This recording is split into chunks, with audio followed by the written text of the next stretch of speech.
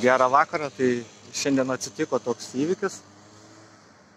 Nuvykus pas vaikus į pasimatymą, kaip visada norėjom išeiti su vaikais į lauką, bet pranešė, kad mums draudžiama su jais eiti į lauką, nes, kaip teigia Didžbalienė direktorė, mes kieme nepagarbiai elgiamės su darbuotojais.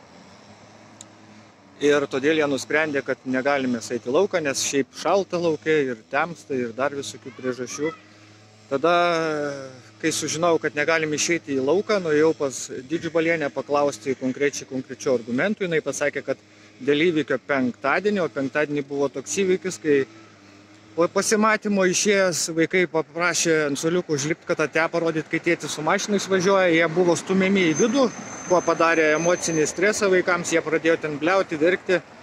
Aš paprašiau tos video medžiagos, tai sakė, rašyk prašymą, per 20 dienų išnagrinėsim, nors vaizdo medžiaga saugojama 7 dienas.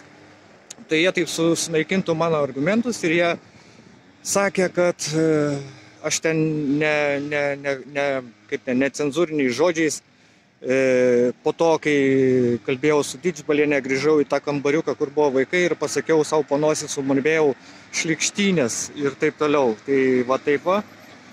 Ir kitas dalykas, tai va dabar man uždraudė pasimatymus vėl. Tai žmona vėl dabar eis į darbą, 4 dienas vaikai iš vis bus be pasimatymo nei su tėvu, nei su mama. Ir dar vienas dalykas, tai įsikviečiau policiją, užregistravau įvykį, kad ištrauktų tą vaizdo medžiagą, nes tai yra vienintelis argumentas man įrodyti, kad jie taip elgėsi ir jie tai norėjo nuslėpti. Nu, tai va tokios žinios šiandien.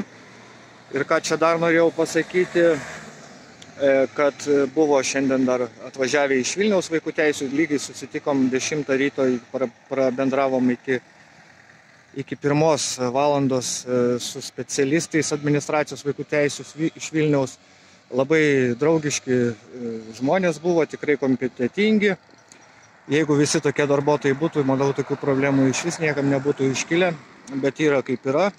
Buvo taip pat Kauno socialinio paslaugų centro direktorė, iš tikrųjų maloni moteris, ir pasakė taip, kad mes vis tiek turime priimti tas paslaugas iš jų, nes kitaip mechanizmas neleidžia susigrąžinti vaikų. Tai mes sutikome, kadangi, kaip ir sutikome, kad įvertintų, ar yra mums poreikis tom paslaugom, tai jie įvertintas tą poreikį. Jeigu nenustatys, tai nenustatys, kad nėra ir viskas tom ir baigsis ir vaikai galės grįžti namo. Bet pastogės darbuotojai ir administracija labai stipriai provokuoja. Ir tai provokuoja, kad mums einant į pasimatymą kiekvieną dieną mums reikia eiti vaikus matyti, bet jie visą laiką kiša mums ten tokius visokius dalykus, provokuoja, kad tik išprovokuoti tai, kas ką tik įvyko ir kad pasiektų savo kažkokių tai neaiškių tikslų. Tai tiek šiandien.